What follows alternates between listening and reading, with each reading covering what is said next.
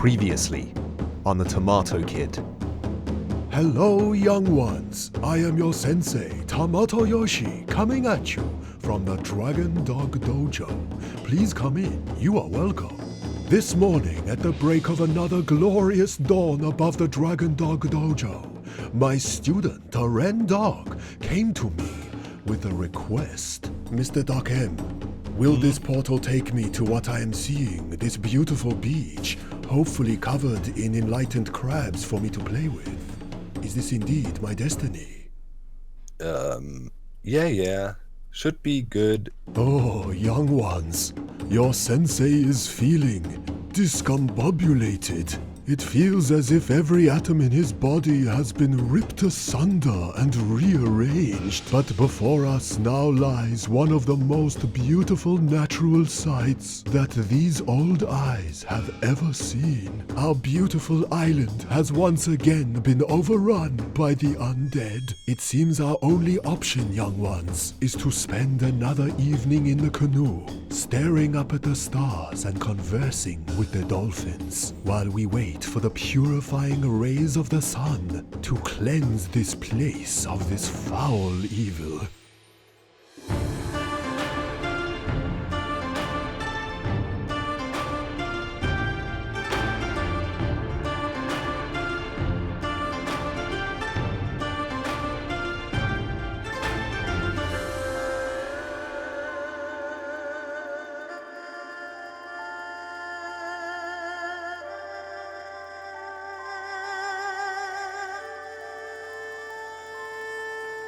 Hello, young ones. I am your sensei, Tomato Yoshi, coming at you from my new jungle dojo. Please come in. You are welcome. Many moons have passed since our last encounter, and in that time I have been training in the arts of the Minecraft survival, battling the foul undead beasts of this land, and building a humble abode to shelter me from the elements on this island far, far away. Your sensei has mastered the arts of forge and field, crafting many useful tools out of crude iron ore, while tending to crops of wheat, bamboo, and seaweed that have been flourishing in abundance. Remember, young ones, the path to true enlightenment begins with every seed. Your sensei has also been joined by a friendly dolphin that now calls this wonderful lake her home. She is indeed a magnificent creature, and I have named her Tomato Bebop. We have become close friends, and I have spent many a quiet day fishing with my new friend, who whistles away from the depths below. A welcome reprieve after a long day of survival for your sensei. However, even though the jungle dojo is flourishing, it is time for us to once again come together and attempt to achieve a deadly task set forth upon your sensei by my student, ReNDoG. Within this scripture student ReNDoG gave me, I have achieved all but one of the quests he bestowed upon your sensei. I have survived many moons. I have found a beautiful place to live on this glorious lake beach. And I have constructed the jungle dojo of enlightenment. Today, my students, we will complete our final quest for enlightenment, and for this, we will venture deep into the jungle, and indeed, even deeper underground, in search of what student ReNDoG has called shiny blue rocks. Your sensei knows not what perils lie ahead, but should he be able to obtain these blue rocks from the caves below, the quest to learn to play the Minecraft will be complete. And so, I implore you to join me today, young ones, as we venture deep into the jungle on this path that has taken me weeks to clear, to the mouth of a dark and deadly cave where deep below awaits our destiny. And remember, young ones, within even the deepest darkness can be found the jewels of true enlightenment. Konnichiwa! And so the time is upon us, young ones, to venture deep underground in search of our destiny. And it seems another jungle creature has joined us in our quest. We shall name this gentle mammal Tomato Rocksteady, and may the light in her eyes and her knowledge of this cave lead us in a favorable direction. Our first foe is upon us, young ones. A rancid arachnid creature with death in its eyes. May our blade, Hayatsu, strike fear into the hearts of the undead hordes that infest this cave below. A foul skeletal creature unleashes its arrows toward your sensei, young ones, and through the power of ninjutsu, this corrupted soul will be dispatched. Hey-ya! And though your sensei has been wounded by piercing arrows, our quest for shiny rocks must continue. Deeper into the caves we go, and deeper still into the darkness of our own souls. My students, our bat companion has abandoned us. Perhaps the depths we have reached are too much for even her brave soul. Nevertheless, we must continue with our shield of truth. Eye in hand, we must suppress the evils of this cave. Hey-ya! A fork in our path has presented itself with a guardian at its gate. Begone, foul beast! After countless moons of training at the ReNDoG dojo, your sensei has learned that patience is the key to every battle. Striking from afar and in the shadows will inevitably push the battle in your favor. May our finely crafted bow, Haiwa, strike hard and true and disintegrate these foul creatures from below.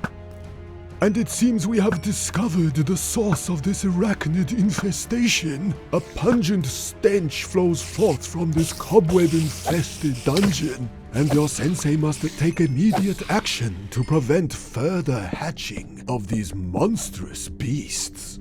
My students, it seems our patience has paid off. Before us lies a treasure chest filled with wonders and artifacts, including some very tasty-looking apples. Your sensei has been devouring fish for so long, a golden apple will be rather tasty. But it seems our meal has been interrupted. Be gone, foul monster! Hiya! Young ones, your sensei can feel a darkness rising in his heart, as before him lays your sensei's greatest challenge on this quest so far. It seems our only option to find shiny blue rocks is to venture deep into this ravine. Remember, young ones, the path to true enlightenment begins with a leap of faith. Your sensei has survived a terrifying fall to the depths of this ravine, and although there are dangers lurking around every corner, his resolve is steadfast and strong. Within this darkness, somewhere beyond, lies the shiny blue rocks that we seek, and the ultimate fulfillment of your sensei's destiny. Young ones, I will not rest nor allow my sword to sleep until the inevitable end of this journey. An eerie silence has once again descended upon your sensei. He can hear the moaning of foul cave creatures lurking in its crevices. Indeed, your sensei has learned that these green things are prone to explosions of deadly proportions, and severe caution must be taken when engaging. And those skeletons attack in abundance. Through the art of ninjutsu, Tomato Yoshi has mastered their destruction. Begone, foul creature, you are not welcome here. For tonight, enlightenment will be the victor. And though the air of these caves grows thick and hard to breathe, fear not, young ones. Your sensei will endure, and before the setting of the moon, student ReNDoG will have his shiny blue rocks. There is little in this world that Tomato Yoshi fears, but water has always been his greatest foe. Having never learned to swim, Tomato Yoshi fears only the great undertows of the ocean. But a small cave river like this is no match for his old muscles. For with purpose and desire in his soul, your sensei pushes on, and though these old bones ache, the end of the journey is at hand. And though the path has been fraught with peril, There, in the distance, young ones, your sensei has spotted the sparkle of what can only be assumed to be student ReNDoG's shiny blue rocks.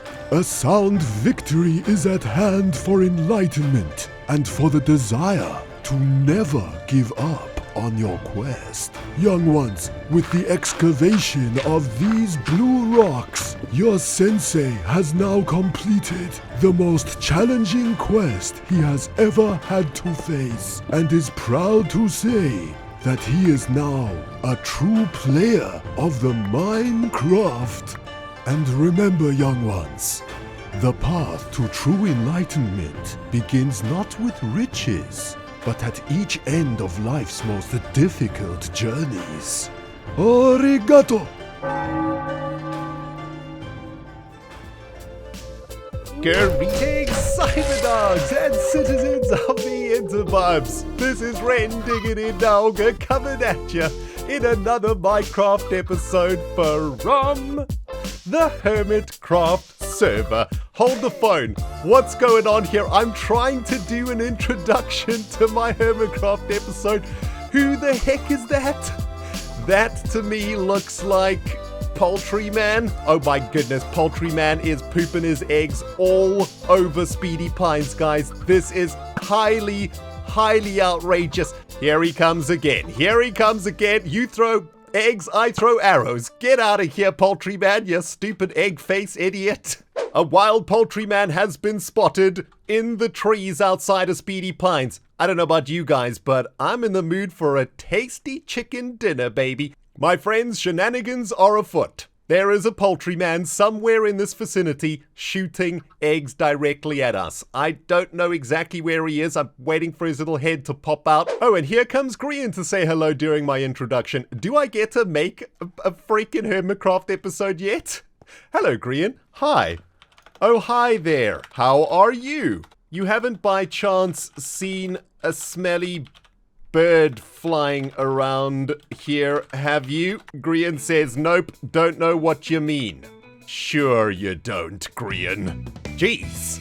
Welcome back, ladies and gentlemen, to a very snazzy looking Sahara Speedy Pines Raceway, where as you can see, ReNDoG's been hard at work over the last couple of weeks. And yes, I know, it's been a long time since the last episode, guys, and if truth be told, I've been spending a lot of time out there at the Jungle Dojo, helping Tomato Yoshi achieve his dreams of finding shiny blue rocks. I really hope you guys enjoyed that mini Tomato Yoshi movie, and if you're really confused about it all, check out episode 85. Anyhoozle, I've also been working really hard on Speedy Pines over the last couple of weeks, guys, starting with the construction of a beautiful massive sign for our racing mini game. You can see that going on in the background right now, and I had a couple issues designing this bad boy because originally I wanted to write out Sahara Speedy Pines Raceway, but yeah, ended up being way too many letters, and so we've settled on Speedy Pines, which almost ended up being Seedy Pines.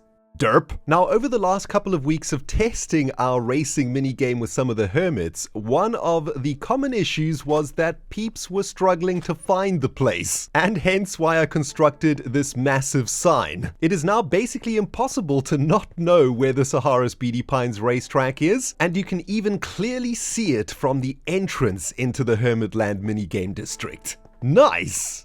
But most of my off-camera time for the last couple of weeks has been spent on problem solving. And when you create a minigame of this scale, let me tell you, my friends, there be a lot of problems to solve. One of the first issues I had to resolve was finding a way to protect these pressure plates over here, which are used to turn off the redstone mechanism that is timing your lap when you cross over them in your boat. During testing, I noticed a couple of things happening with these pressure plates. Firstly, Hermits were turning around after completing a lap and coming back over the pressure plates, thus compromising their lap time. And number two, when Hermits came around to have a look at the racetrack, they would just by accident step on the pressure plates and thus break the entire system. Luckily for us, I discovered that when a player is sitting in a boat, they're actually less than 1.5 blocks tall. That means we can protect these pressure plates by adding a shield of slabs just above them. And while racers going around the track will not bump into these slabs, players and mobs will now no longer be able to trigger the pressure plates. Now, if for some reason those pressure plates do get triggered by, say, for example, a pig that has spawned on the racetrack, I have also installed a master switch that will need to be pressed if the redstone lamp above it is on. This ensures that our minigame can now be reset at any time, even if the worst is to happen. Stupid wandering pigs on the racetrack, I'm looking at you. Another big issue that needed to be resolved was finding a way to consistently stop a racer at the end of their lap. Of course, if you're a hermit that's trying to get the fastest lap on the server, you want to replay the game over and over again with very little downtime. That means I needed to find a way to instantly stop a racer at the end of their lap just as they come out of the final bend. Not as easy as it sounds, considering you're traveling at over 200 kilometers an hour on blue ice. But as you can see, this cactus stopping mechanism is working absolutely beautifully, and it's also been integrated into the first floor of the pavilion and literally a stone throw away from the control room, so that a racer can check their time and get straight back to the business of trying to get the fastest lap on the server. Now, there's also been a couple of snazzy redstone solutions added to Speedy Pines, guys, and I'm super proud of all of this work because I did it all on my own. And yes, I know, it's not the prettiest redstone in the world, my friends, but it is Renstone. And as our catchphrase goes, Renstone. It ain't pretty, but it works. The first thing that I did was to improve the reset mechanism for the timer, and we now have a hopper minecart that pulls all of the nuggets out of the timing box. This means that the entire game gets reset much quicker than it did before, and it's just a much cleaner circuit that now cannot be broken by hermits that come over here and just push a whole load of buttons. Green, I'm looking at you. I also installed a rather snazzy way to turn this racing mini game from an actual timed lap to a practice lap. During testing, I discovered that a lot of hermits just want to come out here to practice before they actually start timing their lap. But if we do not turn off the timing mechanism, of course, that means every time they go over the pressure plates, the mechanism gets triggered. Now, thanks to the power of Renstone, we have a lever that will turn the game from practice mode to lap time mode. And when we flick it onto practice mode, a sticky piston removes a vital block from the monostable circuit that actually starts the timer. And that means every time a boat passes over the pressure plates, nothing happens. It ain't pretty, but it works. Now, the final and most difficult challenge that I've had to overcome these past couple of weeks, guys, is trying to make Sahara Speedy Pines safe when the sun sets. Because the surface area of this track is so massive and completely made out of spawnable blocks, when nighttime comes around on the HermitCraft server, this place gets infested, and many hermits found themselves bumping into some very aggressive mobs on the track during nighttime. Now, the solution to this is pretty obvious. Get some lights onto the track, ReNDoG. The execution of the solution, however, is not quite as simple. Firstly, we cannot add any light sources onto the track itself, because that would add obstructions into the ice and would slow racers down when they went over them. And secondly, the barrier of the racetrack is made out of white concrete blocks, which are also spawnable areas. Luckily for us, I purchased a shulker box of sea lanterns from Sahara Now in the last episode, and I've made pretty good use of those bad boys. And to stop mobs and animals spawning on the barriers, I installed another white glass pane barrier, which at first I thought was going to be kind of ugly, but you know what? I think it actually looks pretty freaking sweet. Unfortunately, the track's not 100% safe though, because some of the track is actually kind of wide. However, I'd say it's much safer to race around Speedy Pines at night now, although it's definitely not recommended. Doggy, what an insane amount of progress made on Speedy Pines, my friends. We are literally just a week or so away from opening this game up to the public. Just a few more tweaks and stuff that we need to do to get it ready for that. However, it's been a couple of days since I last recorded for this episode, and since then, I actually spotted something in editing. What is that? That is very, very strange indeed. This is obviously an armor stand holding a golden nugget, and I think if we hit it or right-click it, we can pick it up, maybe shift right-click it. Do we have to break it, maybe? What is this? How do I actually collect this thing? Oh, there we go. I've swapped it with my pickaxe, which is not ideal, but this is a treasure token. I'm confused. dudes?